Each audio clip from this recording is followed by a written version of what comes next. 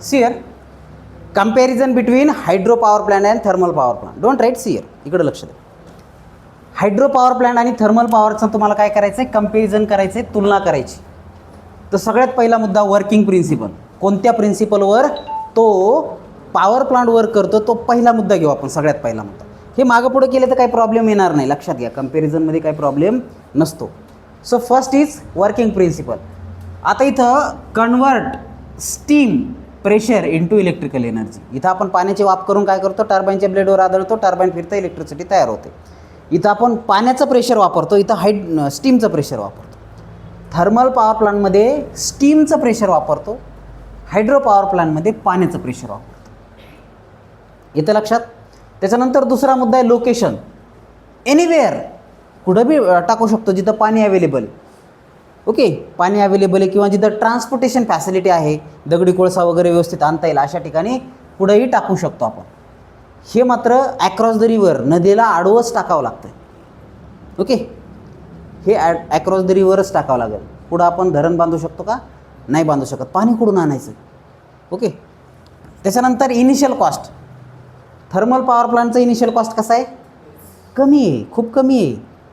आणि hydro power प्लांटचा initial cost खूप जास्त आहे. कारण का, खूप मोठा डॅम बांधावा लागतो, डॅम बांधावं लागतं आहे, मायग्रेशन करावं लागतं आहे. ओके, लोकांना विस्थापित करावं लागतं आहे. तर त्याचा कॉस्ट खूप जास्त आहे, इनिशियल कॉस्ट. त्याच्यानंतर लँड रिक्वायर्ड, याला जागा कमी लागेल. थर्मल पॉवर प्लांटला जागा कमी लागेल, हायड्रो पॉवर प्लांटला मात्र खूप जागा लागेल. Okay, the next running cost. Running cost कोणाची जास्त आहे, थर्मल पॉवर प्लांटची. का बरं, का जास्त आहे, कारण दगडी कोळसा लागणार आहे, दगडी कोळसा लागणार आहे ना, म्हणून रनिंग कॉस्ट कशात जास्त आहे, थर्मलची जास्त आहे. इथं नील म्हणलं तरी हरकत नाही, काहीच किंमत लागणार नाही. पाणी आ रहा है, टर्बाईन घूम रहा है, इलेक्ट्रिसिटी तयार हो रही. पण तरी मायन्यूट कॉस्ट असतो. कशाचा, लेबरचा चार्ज, त्याच्यानंतर ऑपरेशनचा काही थोडा चार्ज असतो. म्हणून आपण काहीतरी घेतलं, लेस म्हणलो, जनरली नीलच असते. त्याच्यानंतर फ्यूल रिक्वायर्ड. इथं कोल लागेल किंवा fuel required. Yes, okay, fuel required इथं लागतं आहे. नो फ्यूल रिक्वायर्ड, इथं काहीच नाही लागत, कारण पाण्याच्या प्रेशरपासून इलेक्ट्रिसिटी तयार होतं. त्याच्यानंतर क्लीननेस अँड सिम्प्लिसिटी. हे क्लीन आहे का, आहे नाही, हे नाही क्लीन. याच्यामध्ये ॲश असते, राख असते, धुवा असतो. इथं राख नसते, धुवा नसते, हे क्लीन आहे. हे सिम्पल आहे, पाणी आ रहा है, टर्बाईन घूम रहा है, इलेक्ट्रिसिटी तयार हो रहा है. हे सिम्पल आहे का, नाही. याच्यामध्ये ash handling, coal handling, ash storage, coal storage, त्याच्यानंतर economiser, pre heater, chimney, induce draft fan, force draft fan, condenser, त्याच्यानंतर रिझर्वायर. इकडं ह्या कंडेन्सेशनची प्रोसेस, ती कॉम्प्लेक्स सायकल. अशा खूप साऱ्या सायकली म्हणून याचं ब्लॉक डायग्राम कॉम्प्लेक्स आहे. हे सिम्पल. याची इफिशियन्सी कशी आहे, कमी आहे, 25 ते 30%. याची इफिशियन्सी मात्र जास्त आहे, 80 ते 85%. त्याच्यानंतर स्टार्टिंग टाईम याचा जास्त आहे बॉयलर पेटायला. ओके, बॉयलरमुळं याचा कमी आहे. ओके, आणि इकडून स्टार्ट केला जातो बाय गेटमधून पाणी, गेट खोललं, पाणी सुटलं, पेन स्टॉकमधून ते वॉलला जाईल. त्याच्यानंतर man power at running condition. Running कंडिशनला किती लोक लागतील, तर खूप जास्त लोक लागतील. का बरं, दगडी कोळसा आणायचं, त्याचं पल्वरायझेशन करायचं आहे, त्याचं ॲश हँडलिंग करायचं आहे, कोल्ड स्टोरेज करायचं आहे, ह्या सगळ्या प्रोसेसला खूप लोक लागतील. ओके, कॉम्प्लेक्स आहे नाही. इथं मात्र लोक लागायची गरज नाही.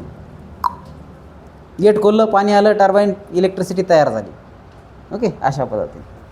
त्याच्यानंतर मेंटेनन्स कॉस्ट याचा कसा आहे, जास्त आहे. राख ओढणंचे, त्याच्यानंतर त्याला कूल करणंचे, स्टोरेज करणं, कोल हँडलिंग, कोल, त्याच्यानंतर इकॉनॉमायझर, परत त्याच्या सगळ्या प्रोसेससाठी काय लागेल, कॉस्ट लागेल. याला लागणार नाही. त्याच्यानंतर ट्रान्समिशन अँड डिस्ट्रीब्युशन कॉस्ट.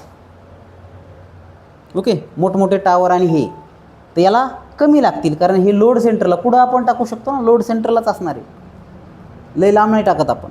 हे मात्र कुठं टाकतो आपण, जिथं रिव्हर आहे तिथं टाकतो, जिथं सुटेबल आहे तिथं टाकतो. तिथून मग लोकांपर्यंत आणण्यासाठी कॉस्ट लागेल ना, ट्रान्समिशन अँड डिस्ट्रीब्युशन कॉस्ट इथं जास्त लागेल. आता बघा, विथ कॅपॅसिटी मेगावॅटमध्ये परळीला 690 मेगावॅटचा थर्मल पॉवर प्लांट आहे. परळीचा पाहिला असेल ना तुम्ही, ऐकलं तर असेल. परळी माहिती आहे ना, वैजनाथ परळी बीडमधली. तिथं मला वाटतं एक ज्योतिर्लिंग आहे. कोणतं? वैजनाथ. 12 ज्योतिर्लिंगापैकी एक ज्योतिर्लिंग वैजनाथ म्हणून. ओके, महादेवाचे 12 ज्योतिर्लिंग माहीत असतील ना तुम्हाला. तर त्यातलं एक आहे महाराष्ट्रातलं परळी इथं. ओके, 690 मेगावॅट इलेक्ट्रिसिटी तिथं तयार होते. पारस बुलढाणा जवळ आहे, काय लय दूर नाही इथून. तर 62.5 मेगावॅट एवढी कॅपॅसिटी त्याची आहे. याची कॅपॅसिटी थोडीफार कमी जास्त होते depending on fuel availability. Okay, Nashik 910 megawatt एवढी कॅपॅसिटी त्याची. त्याच्यानंतर कोराडी इथं 1100 मेगावॅटचा थर्मल पॉवर प्लांट आहे. हे जवळपासचे पॉवर प्लांट घेतलेत आपण. ओके, नाशिक, कोराडी, पारस आणि परळी. तसंच हायड्रोकडे जर गेलो आपण तर पैठणला 12 ते 14 मेगावॅटचा प्रोजेक्ट आहे. 12 मेगावॅट. ओके, उजनी धरण जे आहे